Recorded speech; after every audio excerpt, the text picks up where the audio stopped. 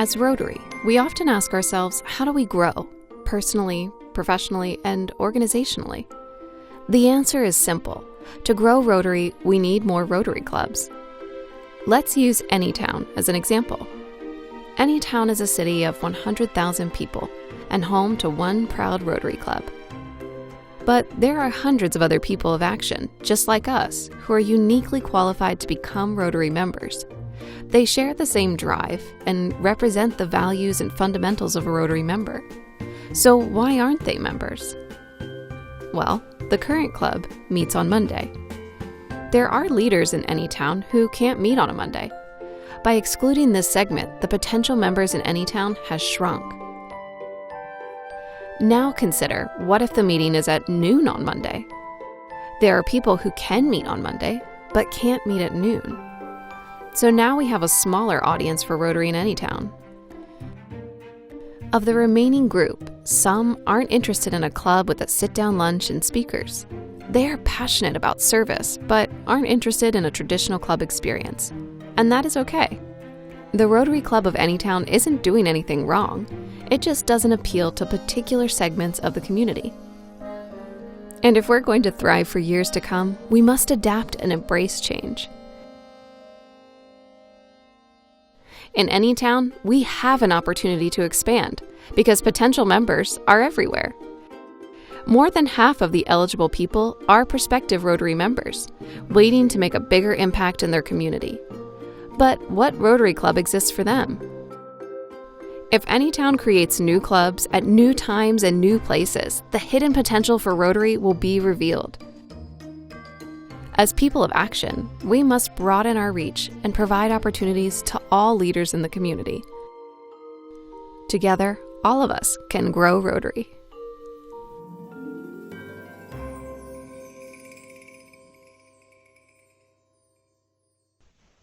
Hello, everyone, and welcome to the 2020 Virtual Convention Breakout Session, Grow Rotary Through New Club Types.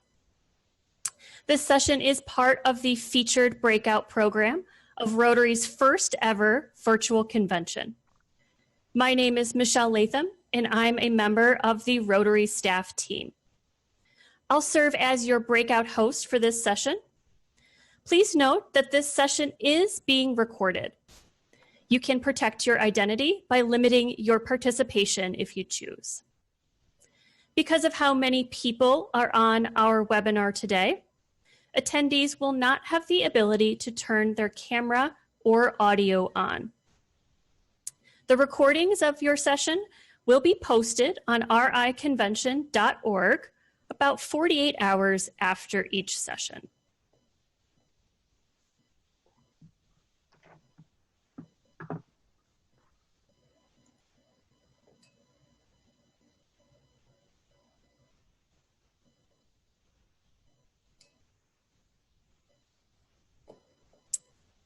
Just a small technical difficulty.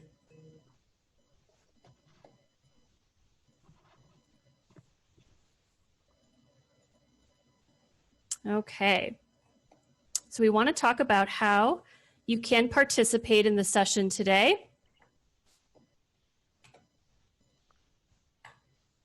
If you would like to access interpretation in your language for this session, you can click on the globe in your meetings control, located at the bottom of your desktop or app screen. You'll be able to select your language from there.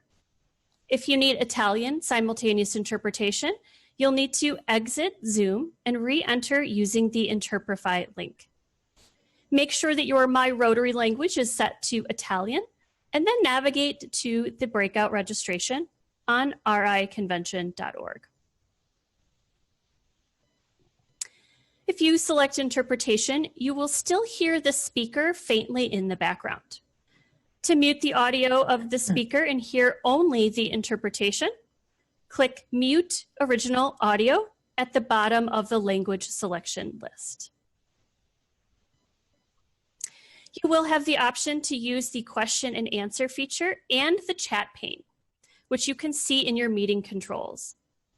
As I mentioned, there are a lot of attendees on this breakout today, and we want to manage the flow of comments and questions. Chats and questions are welcome in all languages. Please use the chat, as you can see here, for comments and general discussion. It's the icon with the single word bubble, which you can see circled right here on your screen. If you have a specific question, either for the panelists or about the content that's being presented today, or during our designated question and answer period, you can use the Q&A feature. The icon will have a double word bubble, as you can see right here. We will try to answer as many questions as possible today, but we can't guarantee that all of the questions will be answered.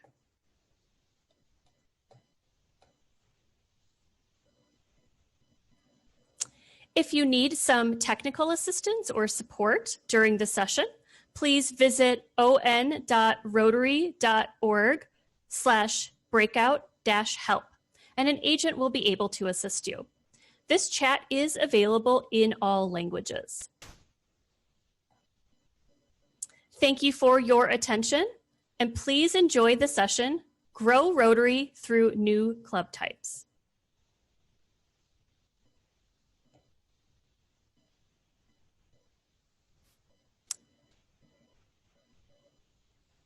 Welcome everybody to today's breakout session, Growing Rotary Through New Club Types.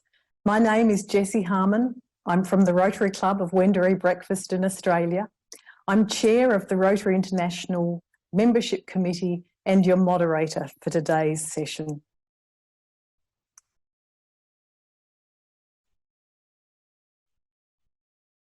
In today's session, we're going to be focusing on developing new club types. We plan to cover three key areas. Firstly, we're going to explore the new types of clubs that are emerging around the world.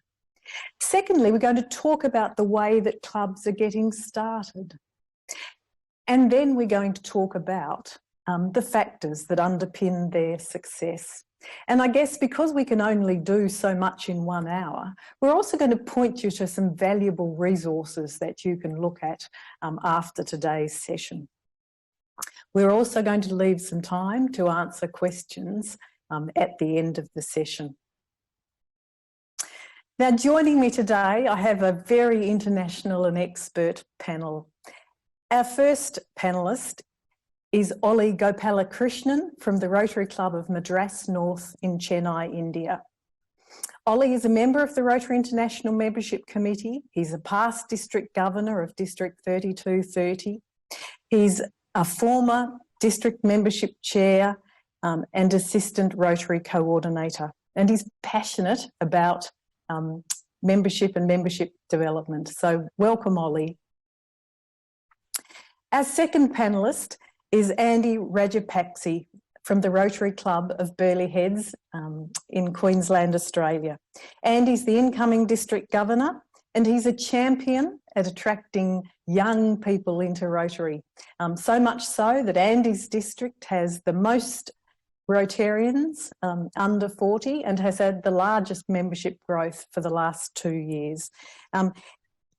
Andy has served as District Membership Chair and Public Image Chair, and in the last 2 years has created 2 new types of clubs. So welcome, Andy. Our third panellist is Danielle Lalamont from the Rotary Club of San Francisco Evening in California. Danielle is District Governor nominee for District 5150, and she was involved in creating the first LGBTQ club in San Francisco. She's a past new club development chair. She's currently her club membership chair, and she's a charter member of her existing club. So welcome, Danielle. So let's start by concentrating or focusing on some of the main reasons why clubs and districts start new types of clubs. And I think there are probably 3 key reasons. Firstly, it's about increasing reach. You know, creating new types of clubs is one way of attracting members who will not or cannot join our clubs in their traditional forms.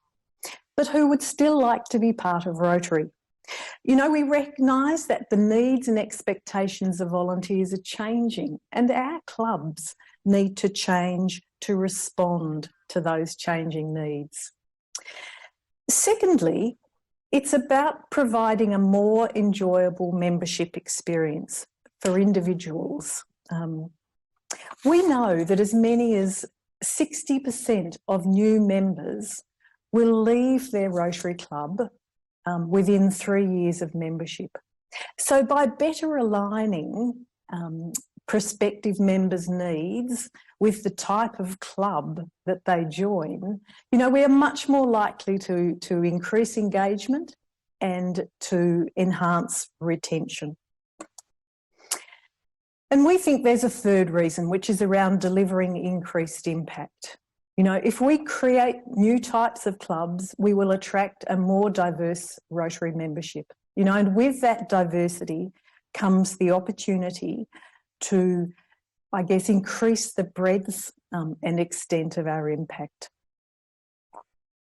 I guess it's important to note that creating new types of clubs is absolutely about ensuring Rotary's sustainability. Creating new types of clubs won't weaken our existing clubs. Rather, it will contribute to our strength, you know, by increasing the number and diversity of our membership and the breadth and extent of our impact. And I guess the final point that I'd like to mention is that the time to do this is now. The 2016 Council on Legislation provided us with an incredibly important platform for change. And we're in a better position now than we've ever been to create new types of Rotary clubs to ensure that Rotary stays relevant and responsive. So there's a host of reasons why we should be starting new types of clubs. Now I'm going to turn to the panellists now. And Andy, I'm going to start with you. What prompted you to start new types of clubs? Jessie, good to see you again. And thank you for the question. And my friends Oli from India and Daniel from US, really good to see you again. You know, answering your question, Jessie, in the last 5 years, I had invited more than 50 friends of mine, prospective members, to my Rotary Club. But only 12 of them joined. It's a good return, but I was not happy. And my Rotary Club is a traditional club, 65 years. As you mentioned, it's Burleigh Heads in the Gold Coast, and we have 45 members. And we always believe that we are the best club in the world. So it bothered me why my friends, you know, who were from my friends from the Chambers of Commerce, and they were from the different networking groups in the Gold Coast, why they did not want to join Rotary in my club. So I went and asked each one of them, why is it that you didn't want to join Rotary? The answer was almost the same. They said, Andy, it was not the experience we were looking for. They said, we did not want to come and listen to a speaker who spoke a topic that we were not connected with. We didn't want to come and sit there, have a meal, pay for it, and get fined for coming for the meeting. They said, we did not want to come and sing the national anthem once a week. They said, we wanted to come and meet newer people, professionals like us, young and enthusiastic with new ideas, and talk a little more business. So I kept focusing to see how I could create another platform that I could engage these people who said no to my Rotary Club to enjoy the experience of Rotary.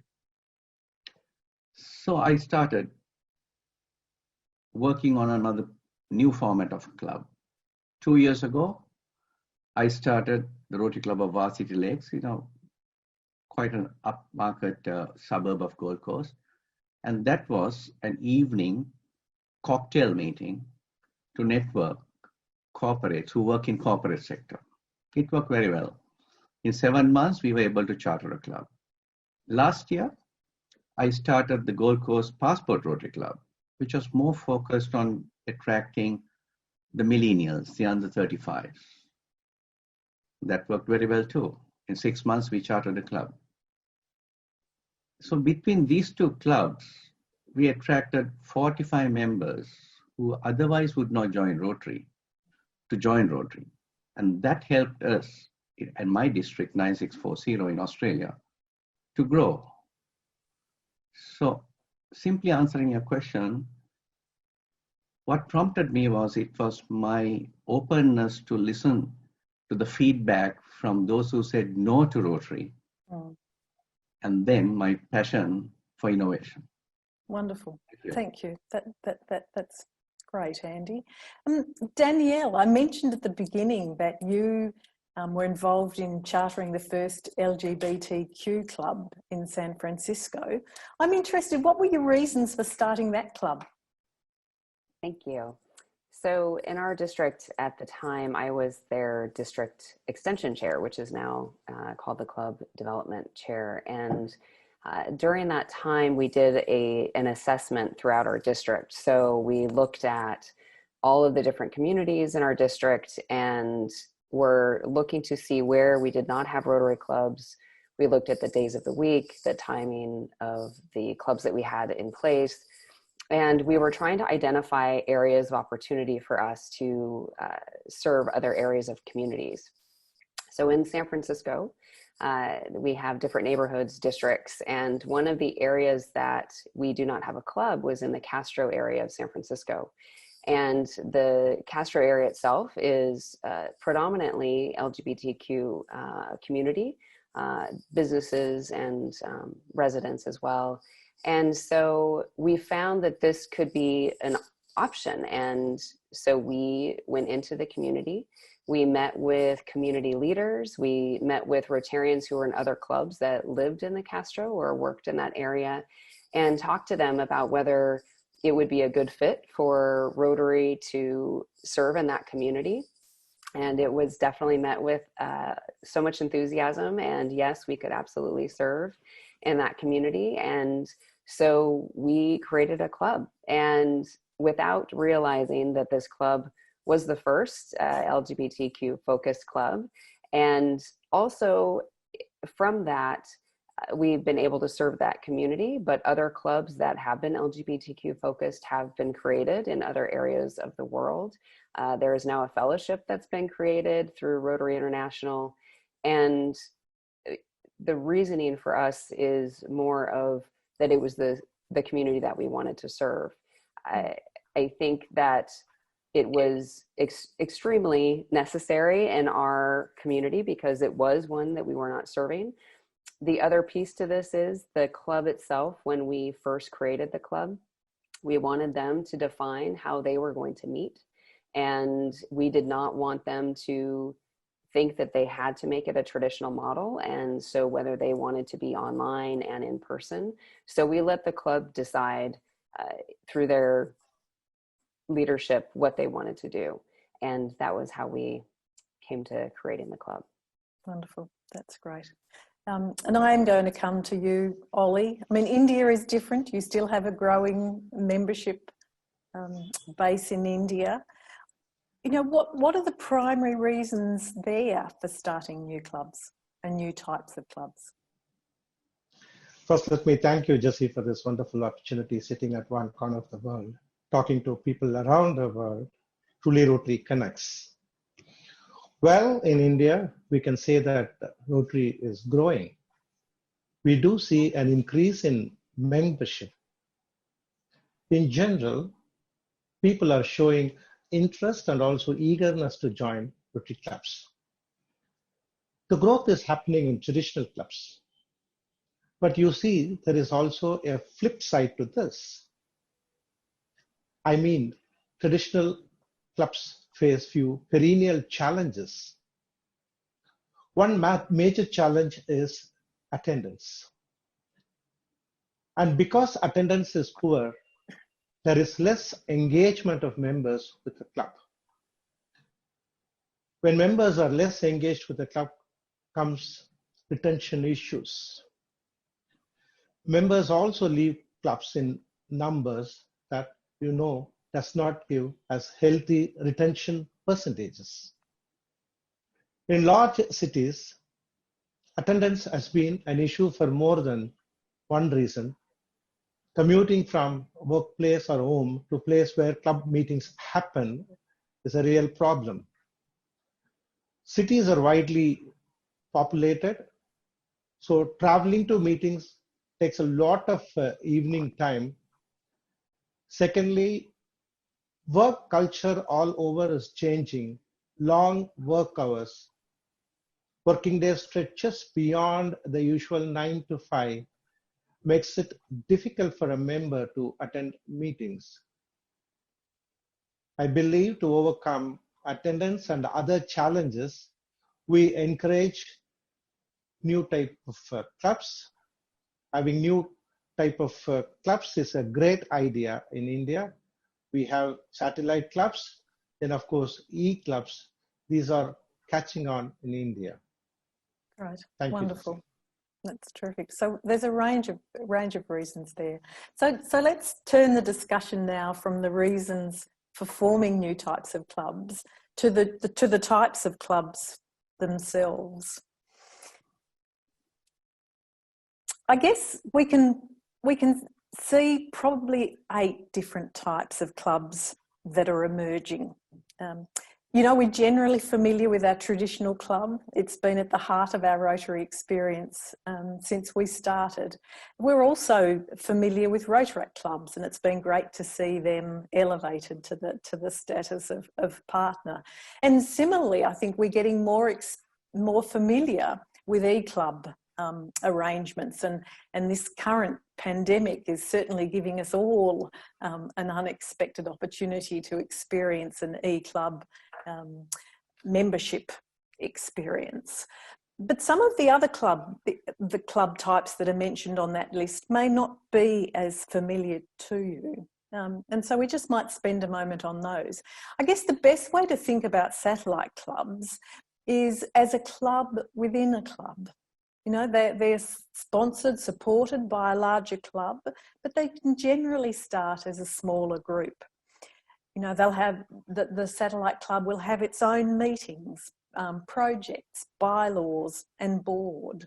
The satellite clubs may spin out and become a club in their own right, or they may stay within the preserve of the traditional club. Passport clubs are really just like their name suggests. You know, passport clubs are clubs that allow their members to participate in the meetings and service projects of other clubs, as long as they attend a specified number of meetings of the host club during the year. Passport clubs provide lots of opportunity for flexible meeting arrangements and operations. We're also seeing corporate clubs, where the majority of members, or indeed all members, are employed by the same company or organisation. Similarly, we're seeing the rise of cause-based clubs. So clubs where the members, you know, focus their service and their fundraising around particular causes. You know, and those clubs are particularly attractive to members who are very focused on that cause. And I guess we're also seeing alumni-based clubs where the members of the club are alumni of programs of Rotary International or the Rotary Foundation. So there's a range of club models that we're seeing. I think what's really important to remember is that there are no hard and fast rules around, you know, these club types. You know, and Rotary International isn't going to prescribe what they need to look like. You know, it's up to clubs and districts to design the club models in ways that meet prospective and existing member needs. So again, to hear a little bit more about the club models that are emerging, I'm going to turn to our panellists. So Danielle, what are the types of club models, new club models that are emerging in the USA? So one that we are seeing actually is more so because of this pandemic are hybrid clubs. And so clubs that have had to turn to online platforms during this time and so are emerging with the question of whether they will maintain as an in-person club or maybe become a hybrid of that. So maybe have meetings that are online and also in person, or a combined, as in you could have some of your members who are joining you virtually at the same time as the meeting. So that is one area that we are seeing a rise in clubs. Also, the cause-based clubs are definitely something that are coming to fruition. A couple examples, there was a club that literally just chartered that is an Ending Human Trafficking club. It is actually an e-club, and it's in District 5950, and just chartered within the last week, I think, actually, which is great. So it's also a hybrid. It's cause-based, but also an online platform.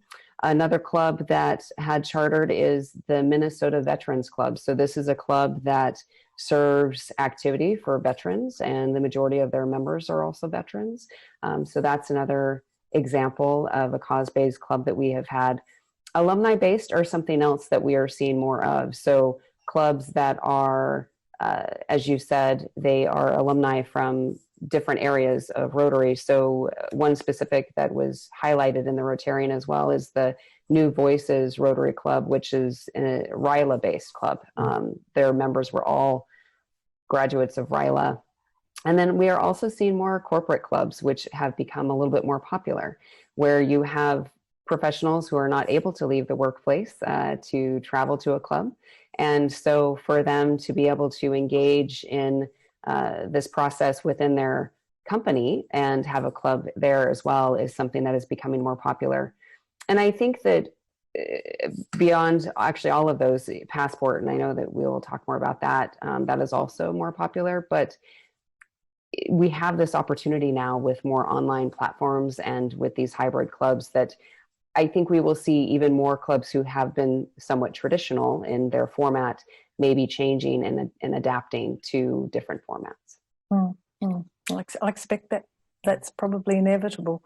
You mentioned Passport Club, so I'm going to flick to Andy. Andy, every Passport Club I hear about is different.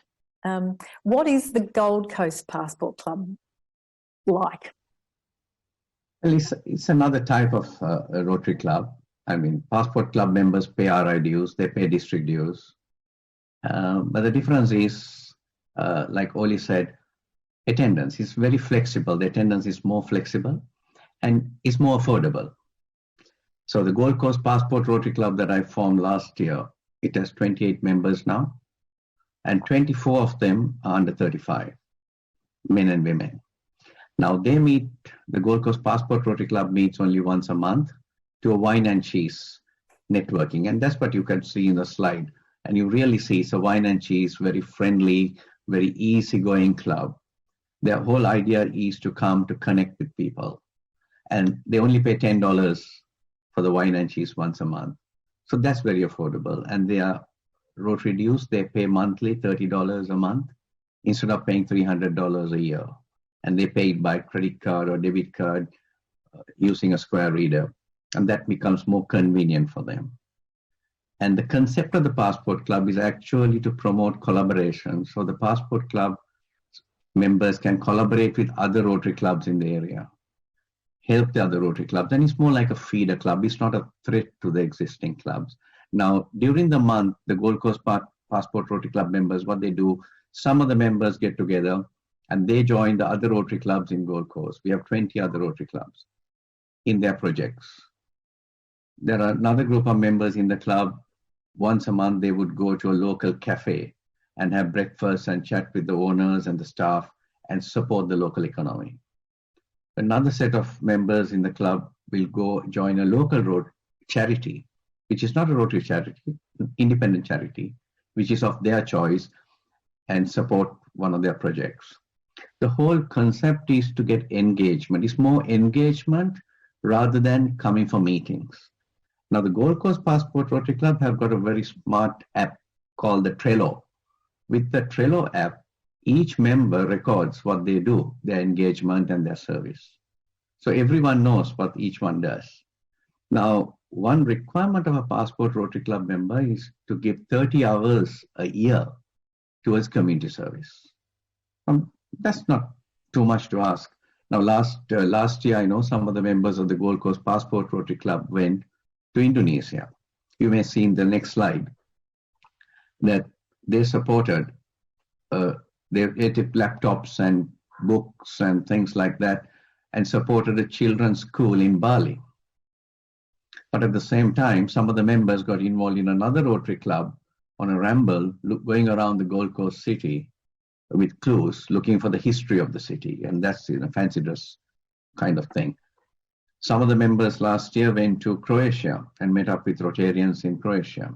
And Croatia, the Passport Club in Croatia was the first passport club in Europe. Then some members went to India last year, and they connected with Rotary clubs. Now, last week I heard from the president of the Gold Coast Passport Rotary Club, Candice Olivier. She said that they have become the international partner to support a Rotary Foundation global grant for a Rotary Club in Goa in India. So this is what Passport Club members do. They are roaming around. They get the facility to go around. So it is that flexibility, the enthusiasm, the dynamism, and the affordability of a Passport Club that attracts a younger demographic, especially the millennials. Now, it was only last January that I was having a chat with my regional membership officer, Barbara Mipsud from Sydney. And I said, I want to start a new type of a club, Barbara. What's your idea? She's the one who gave me the idea of a passport club. She said, Andy, what about a passport club? And it was a learning curve. But today, Rotary International has got a guideline, a guide paper done on what a passport club, and including bylaws. So you don't need to reinvent the wheel. And if any one of you who is listening or watching, you want to start a passport club, just go to rotary.org and look for the document passport club. Or Google passport club. Thanks, Andy. And you've given me the perfect segue to talk India with Ollie. Ollie, you've been involved in sort of satellite clubs. What do you think are the benefits of satellite clubs in India? Yeah, Jesse, it is set to pick up in India. This is little to add more than what you said about satellite club earlier.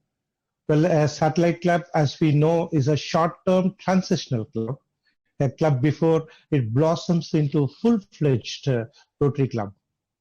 By rule, those satellite clubs are governed by sponsored clubs, but still the satellite clubs enjoy their autonomy in many ways.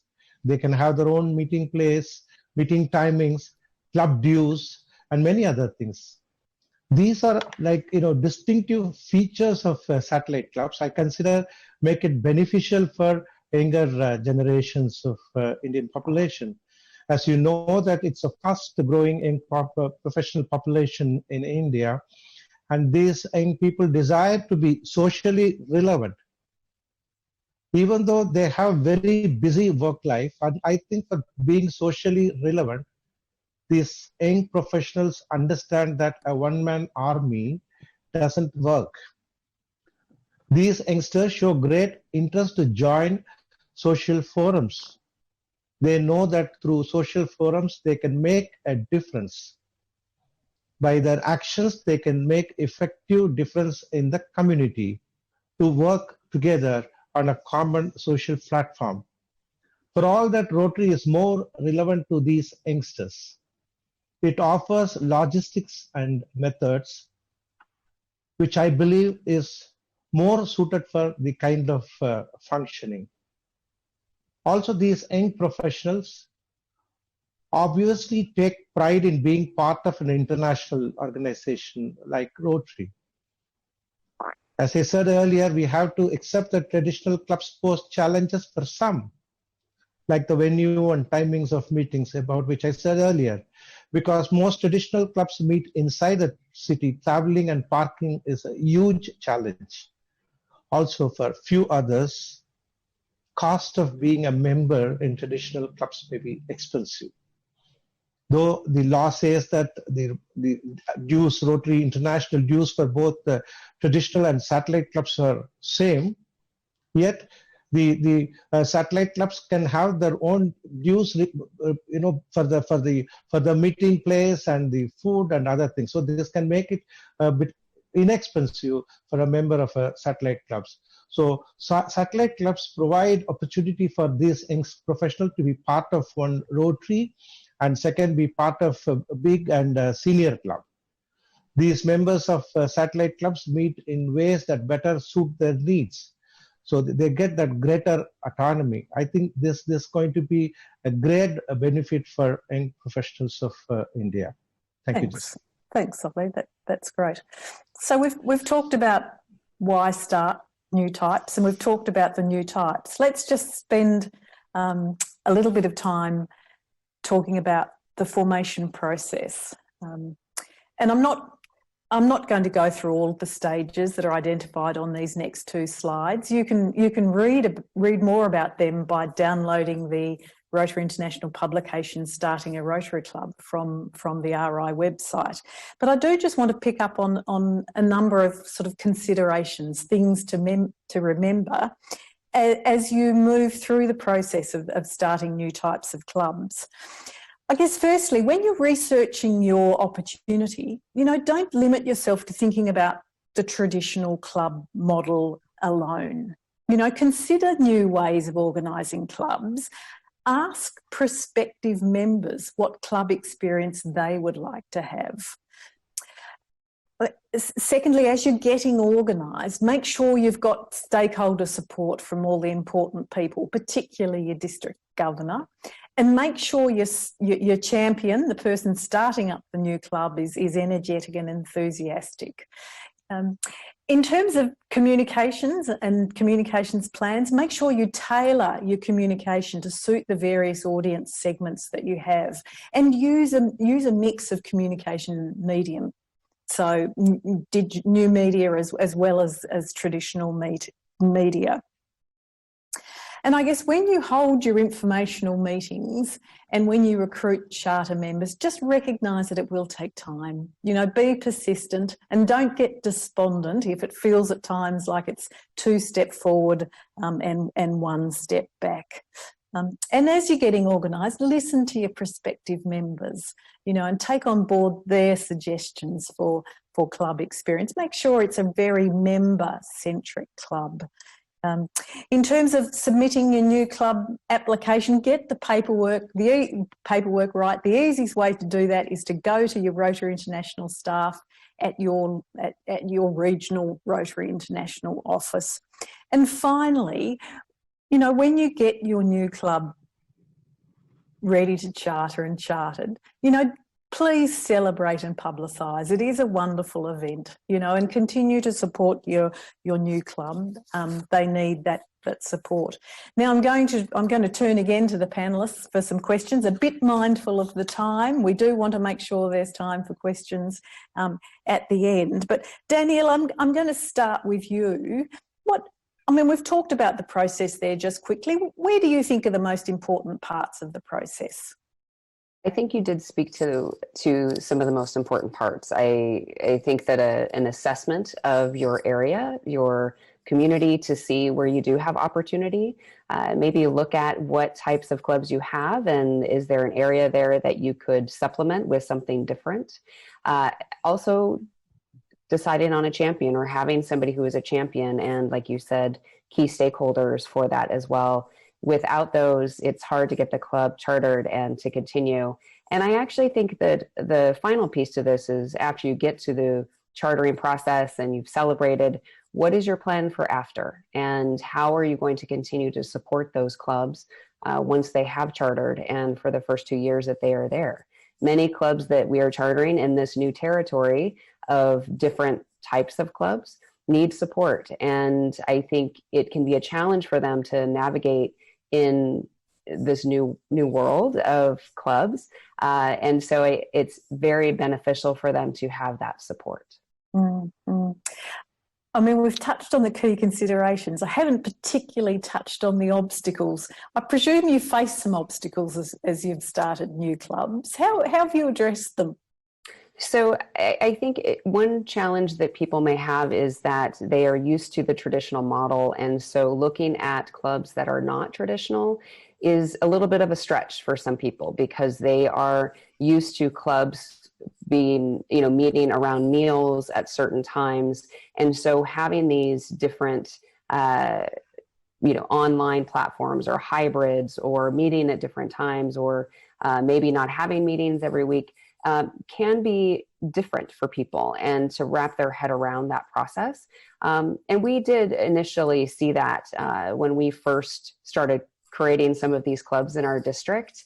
And I think what helps in that is bringing people involved in the process so they understand that this is what the members are asking for, listening to those members that are creating these clubs and identifying how they are able to serve. And if as a group they are saying, we need to meet online, we really care about, say, ending trafficking, or they really care about these different communities, and honoring that. So maybe instead, when you are creating this club, not going in with that thought of, well, it has to be like this, and instead listening to what they want to do and just being flexible is key. Thank you. That's great. Andy, I think we'd all like more Rotarians under 40. I'm intrigued. What was the pitch that you used to make Rotary attractive to them?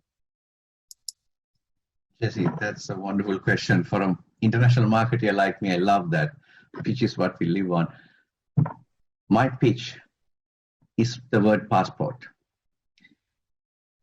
Every now and then I get invited to speak at the chambers of commerce or local networking groups on Rotary. And one of the first questions I start with is, how would you like to have a passport to visit 36,000 cities in 200 countries,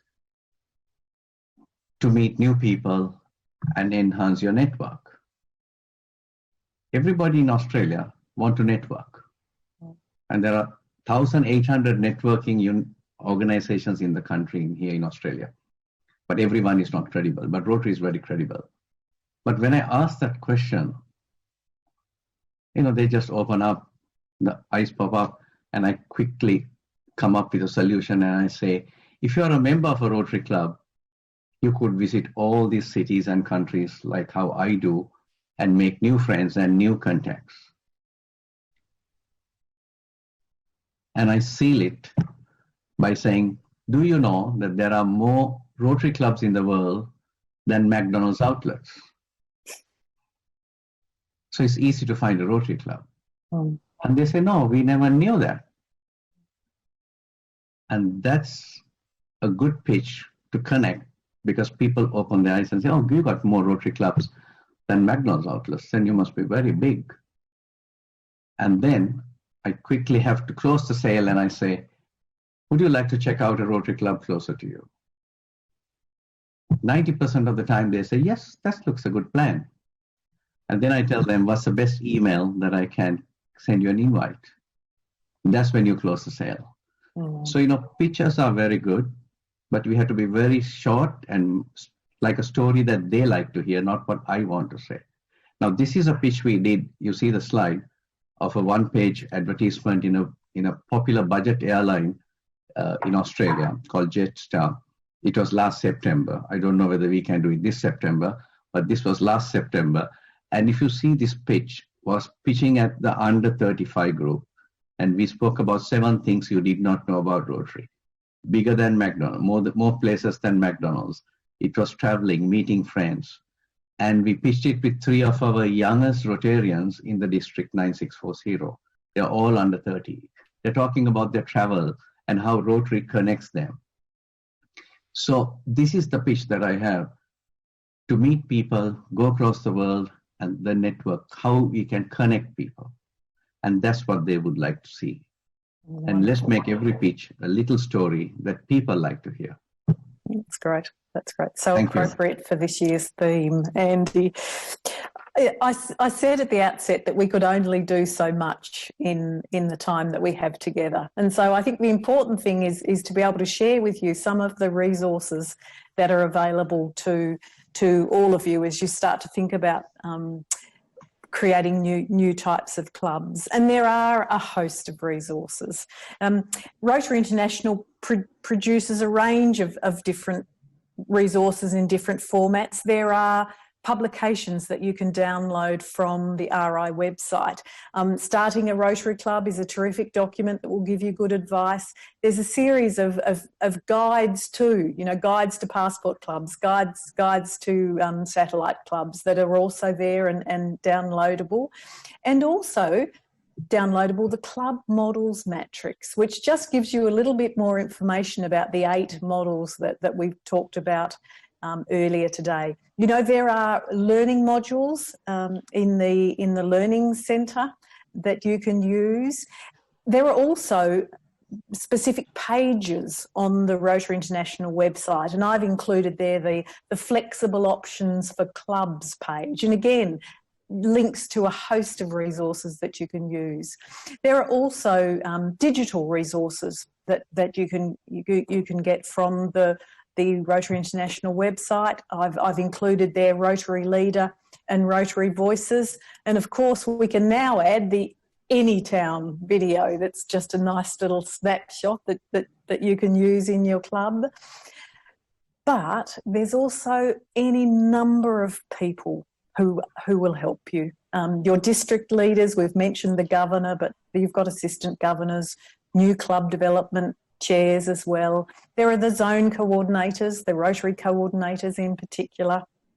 You have new club development specialists, and also the Rotary International personnel in your regional club and district support teams. So there are plenty of resources available to help you. It's a wonderful time to be doing this. Don't hesitate to reach out.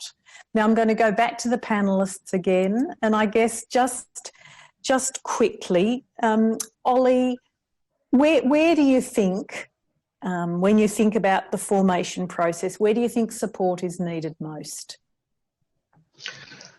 Yes, Jessie, if you ask me, I'll say in one word: training. Even in these days of lockdown, we see that Rotary is effectively working the area of training. Well, continuous training is the hallmark of Rotary. Educating club leaders and membership team on different club types is very, very important. Membership team should be fully aware of benefits of forming new clubs. I believe that for this training to be effective, district membership team should be first geared up.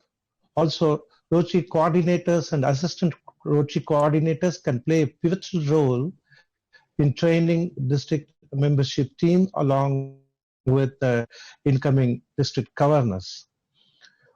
More importantly, the district team should be allowed to set their own goal for the year.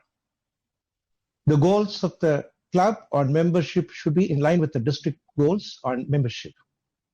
Of course, as you mentioned very clearly, there are plenty of resources available in Rotary.org, and there are also sections of frequently asked questions.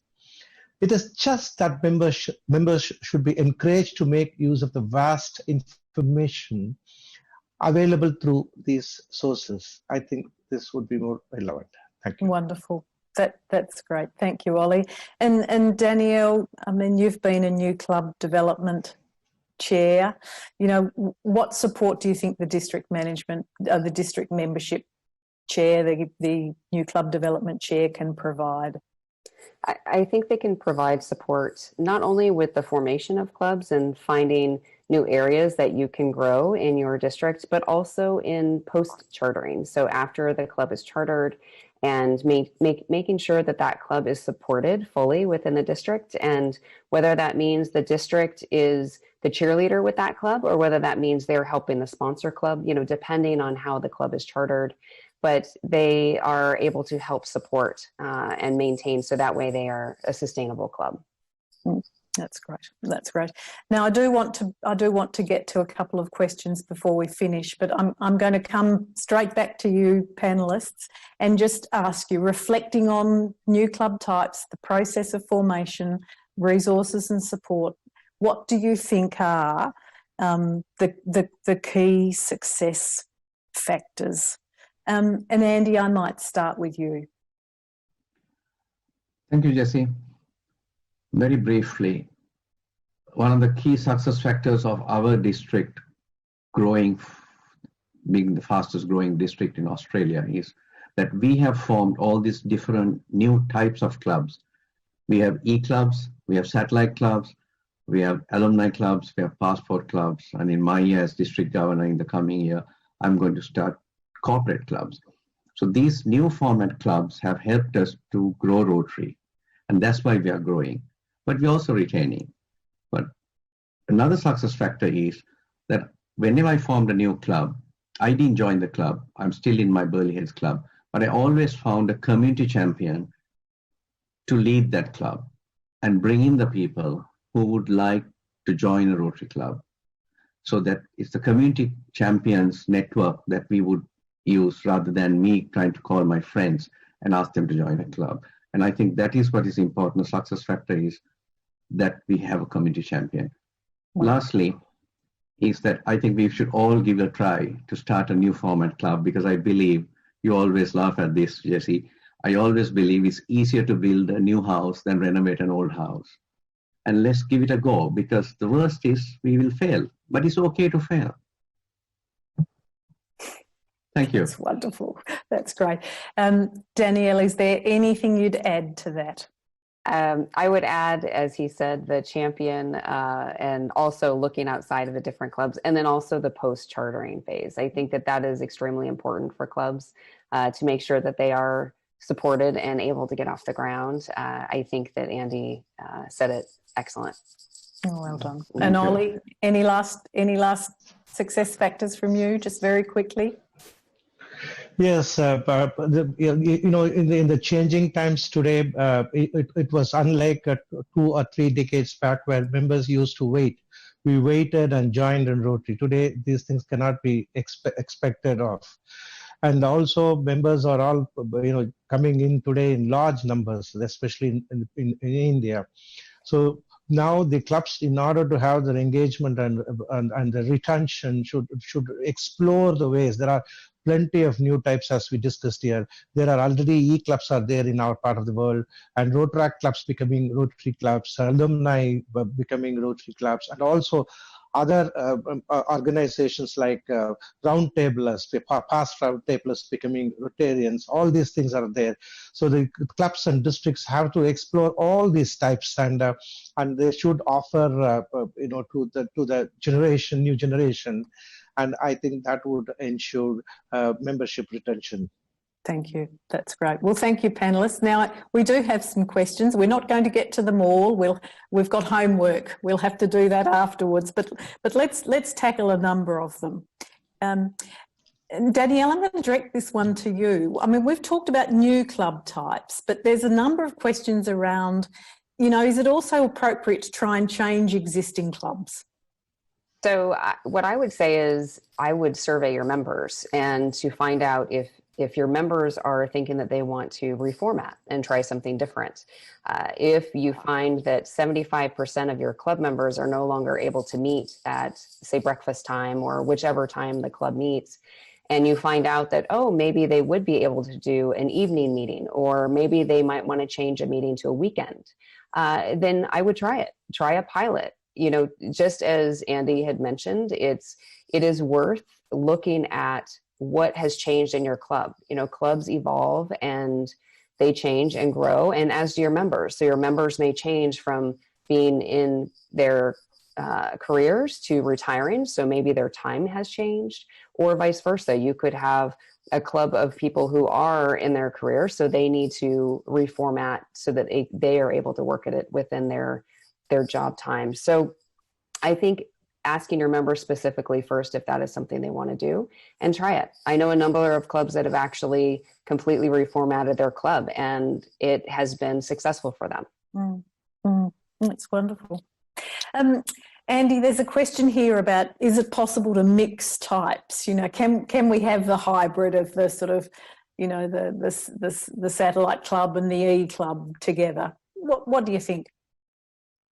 Why not? I mean, you have to be innovative. Innovation is taking two existing things that are there and putting them in a different form.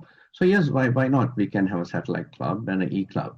Now in my district, we have we had a satellite club of an e-club.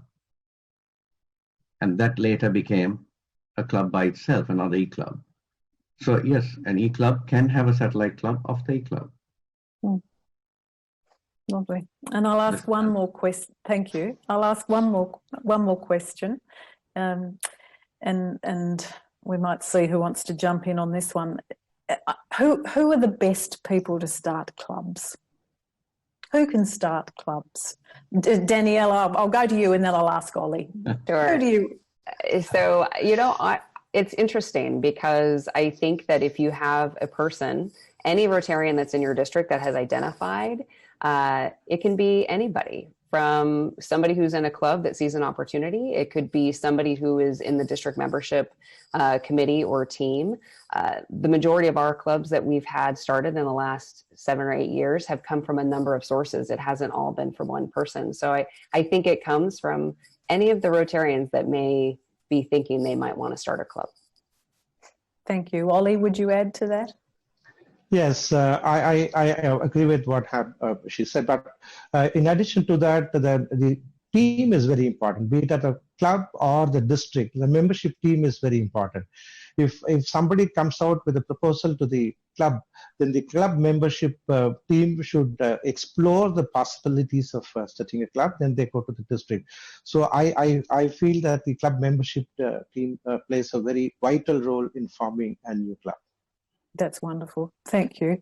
Now, I think time is really getting the better of us now. We're going to, as I said, do some homework. So we will come back to today's listeners with answers to your questions. Similarly, if you have other questions that you would like to ask us post this session, do feel free to contact us at membership.questions@rotary.org. Now, literally 1 minute between the three of you, I'm going to ask for just last tips or hints, words of advice, but it's got to be quick. So I'm going to start with you, Andy. Wow. Give it a go. If you want to start a new club, just go start. I said the worst is you fail, and it's okay to fail. Okay, that's great. Danielle? Ditto what he said. Try it. If you have ideas and you want to try something, just try it and listen to your members and try something different. And he's absolutely right. Thank you. And Ollie? Whether we like it or not, next 6 months, the traditional club's going to have a tough challenge. So now go for different types of clubs as much as possible. A lot of people are waiting to join. Okay, so do it and do it now, by the sound of that. Yes. Just do it. All right. Well, I'm going to take the opportunity now to say thank you. First and foremost, I want to thank the panellists, Andy, Danielle and Ollie. Thank you very much for giving us your time today. It's been wonderful to share the benefits of your experience, and I appreciate it. I would like to thank the interpreters. You know, it's great to be able to do this in all the languages of Rotary, and we couldn't do it without you. Similarly, I'd like to thank the Rotary International staff who are sitting behind this, managing the questions, making sure the technology works, and making sure that we get back to you appropriately after the session. And finally, I'd like to thank all of you that have joined us for this session today. You know, thank you for everything that you will do to grow Rotary, to keep us strong, modern and responsive, you know, to make sure that Rotary is here for generations to come. So thank you, everybody. We wish you well and have a great day. Thank you. Thank you so much, Thank Jessie. you. Thanks, Jessie. Okay, so we are just about at the end of our time together. Just a couple of things before we leave. I want to thank all of our presenters today for leading such an engaging session, and echo Jessie and thank all of you for attending. All of your questions and chats really made this session what it is. Make sure to visit riconvention.org to find more breakout session content, access recordings, and explore more of the virtual convention. You can also find the schedule for the July breakouts and continue to engage with Rotarians from around the world. Make sure that you take time to explore the virtual House of Friendship, where you can visit many booths and register for the 2021 Taipei Convention. There is a reduced promotion rate that is only available until 26 June. So make sure you take advantage of that. Now get your phones out. For those of you that are participating in our virtual convention walking challenge, you'll want to get your QR reader out and scan our QR code here. If you scan the QR code, you get your daily step boost using our challenge app. And if you haven't signed up for the walking challenge, you can still do so at riconvention.org. I'll leave this up for just another couple of seconds for those of you that are scanning.